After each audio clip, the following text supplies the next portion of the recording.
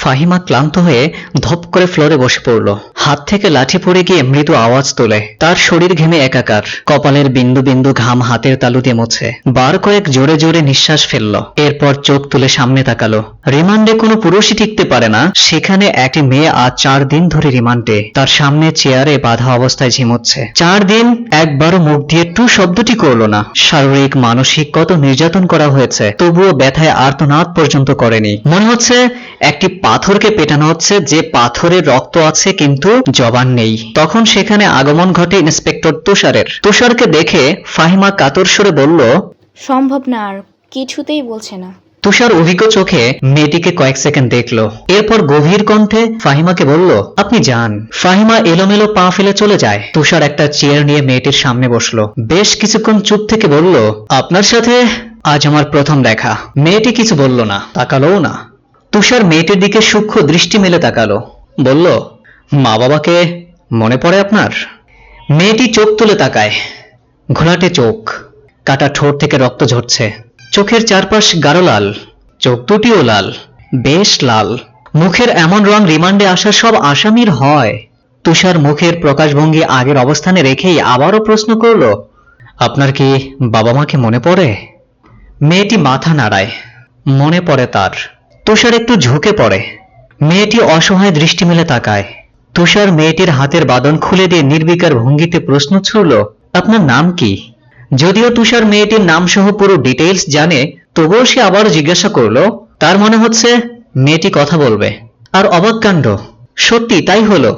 মেয়েটি ভারাক্রান্ত কণ্ঠে নিজের নাম উচ্চারণ করলো, বলল, পদ্ম, আমি পদ্মজা। পদ্মজা হেলে পড়ে তুষারের উপর। তুষার দ্রুত ধরে ফেলল। উঁচু কণ্ঠে ফাহিমাকে ডাকলো, মিস ফাহিমা, দ্রুত এদিকে আসুন। ফাহিমার সাথে আরো 2-3 জন দ্রুত পায়ে ছুটে আসলো। সাল 1989। সকাল সকাল রশিদ ঘটকের আগমনে হেমলতা ভীষণ বিরক্ত হন। তিনি বারবার পই পই করে বলেছেন, পদ্মর বিয়ে আমি এখনই দিব না, পদ্মকে অনেক পড়াবো। তবুও রশিদ উদ্দিন প্রতি সপ্তাহে সপ্তাহে এক একটা ছেলের খোঁজ নিয়ে আসবে। মেয়ের বয়স আর কতই হলো, মাত্র 16। শামসুল আলমের মেয়ের বিয়ে হয়েছে 24 বছর বয়সে। পদ্মর বিয়েও তখনই হবে, পদ্মর পছন্দ মতো। হেমলতা রশিদকে দেখেও না দেখার ভান ধরলেন। রশিদ একদলা থুতু ফেলল উঠানে। এরপর হেমলতার উদ্দেশ্যে বলল, বুঝছো পদ্মর মা, এবার যে পাত্র আনছি এক্কেবারে খাঁটি হীরা। হেমলতা বিরক্ত ভরা কণ্ঠে জবাব দিলেন, আমি আমার মেয়ের জন্য পাত্র চাইনি, তবুও বারবার কেন আসেন আপনি? মেয়েটা তো আমার, আমাকেই বুঝতে দিন না। হেমলতার কণ্ঠে বিরক্তি ঝরে পড়ছে। রশিদ অনেক চেষ্টা করেও সুবিধা করতে পারলেন না। ব্যর্থ থমথমে মুখ নিয়ে সড়কে পা রাখলেন। প্রতিদিনই কোনো না কোনো পাত্রপক্ষ এসে হাতে টাকা গুঁজে দিয়ে বলবে, আমগো মুর্শিদার যে বড় সেরিডা আছে, ওরে আমগো চাই। রশিদ নিজে নিজে বিড়বিড় করে আওড়ান, ঘেরামে কি আর সেরি নাই? একটা সেরিরই কেন সবার চোখে পড়তে হইব? চাইলে কি সব পাউন যায়? পূর্ণা স্কুল জামা পরে পদ্মজাকে ডাকলো। আপা, এই আপা, স্কুলে যাবি না? আপারে। পদ্মজা পিট পিট করে চোখ খুলে কোনো মতে বলল, না। পরপরই চোখ বুজে ঘুমে তলিয়ে গেল। পূর্ণা নিরাশ হয়ে মায়ের রুমে আসে। আম্মা, আপা কি স্কুলে যাইব না? হেমলতা বিছানা ঝাড়া রেখে পূর্ণার দিকে কড়া চোখে তাকান। রাগী সুরে বললেন, যাইব কি? যাবে বলবি। পূর্ণা মাথা নত করে ফেলল। হেমলতার কড়া আদেশ, মেয়েদের পড়াশোনা করাচ্ছি অশুদ্ধ ভাষায় কথা বলার জন্য নয়, শুদ্ধ ভাষায় কথা বলতে হবে। পূর্ণাকে মাথা নত করতে দেখে হেমলতা তৃপ্তি পান। তার মেয়েগুলো মানতা চেনে, খুবই অনুগত। তিনি বিছানা ঝাড়তে ঝাড়তে বললেন, পদ্মর শরীর ভালো না, সারা রাত পেট ব্যথায় কাটছে, থাকুক, ঘুমাক। পূর্ণার কিশোরী মন বুঝে যায় পদ্মজা কিসের ব্যথায় কেঁদেছিল। সে রাতে নানা বাড়ি ছিল বলে জানতো না, ভোরে চলে এসেছে।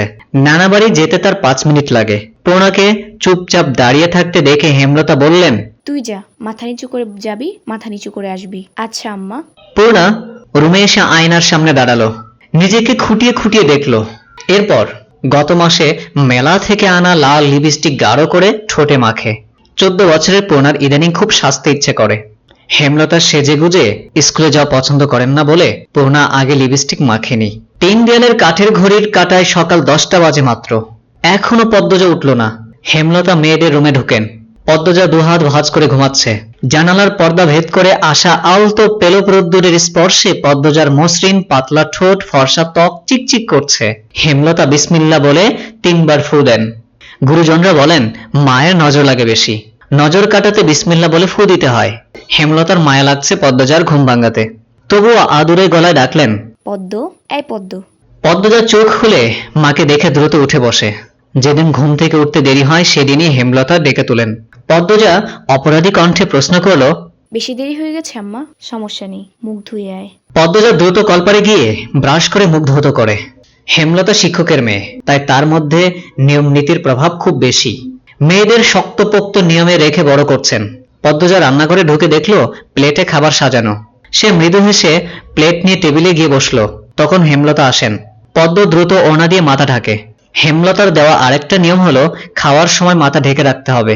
পদ্মজা নিশ্চুপ থেকে শান্ত ভঙ্গিতে খেতে থাকলো। তাড়াহুড়ো করছিস কেন? মুখ ধুতে গিয়ে চুল ভিজিয়ে এসেছিস, খেয়ে রোদে বসে চুলটা শুকিয়ে নিবি।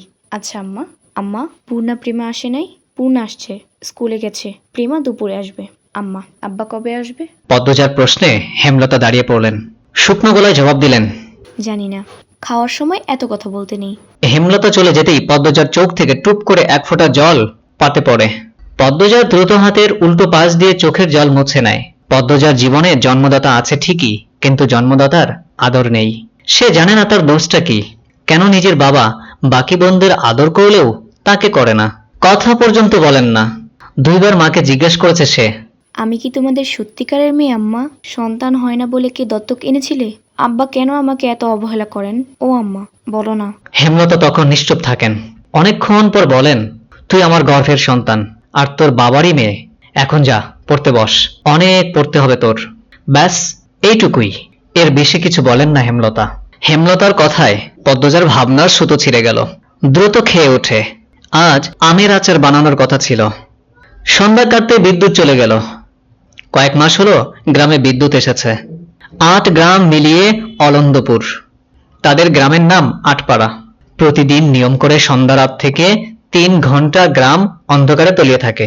আর সারাদিন তো বিদ্যুতের নাম গন্ধও থাকে না। বিদ্যুৎ দিয়ে লাভটা কি হলো তাহলে?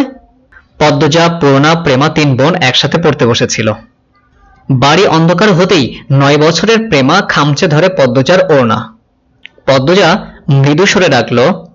হেমলতার আহ্বানে পদ্মজা উঠে দাঁড়ালো। প্রেমা অন্ধকার খুব ভয় পায়। প্রেমা পদ্মজার ওড়না ছেড়ে পূর্ণার হাত চেপে ধরে। টর্চ নিয়ে রুমে ঢোকার মুহূর্তে পদ্মজা গেট খোলার আওয়াজ পেল। উকি দিয়ে হানিফকে দেখে সে দ্রুত রুমে ঢুকলো। হানিফ পদ্মজার সৎ মামা। বুবু, বাড়ি অন্ধকার কেন? বাত্তি টাত্তি জ্বালাও। হানিফের কণ্ঠ। হানিফ আসছিস? হেমলতা রুম থেকে বেরিয়ে বলেন, হাতে হারিকেন। হানিফ দাঁত বের করে হাসলো, বলল, হ, আমি আইছি। আয়, ভেতরে আয়। হানিফ বারান্দা পেরিয়ে বড় ঘরে ঢুকলো। বুবু, তোমার সেরিগুলান কই? আছে রুমে, পড়ছে। এই অন্ধকারের পরে? হেমলতা কিছু বলেন না। হানিফ এই বাড়িতে আসলে কেন জানি খুব অস্বস্তি হয়, অকারণেই। ওদের খাওয়ার সময় হয়েছে, তুইও খেয়ে নে। এই হানি খামু না তোমার সরাই খানেতে যাইতে হইব? কথাটায় রসিকতা ছিল।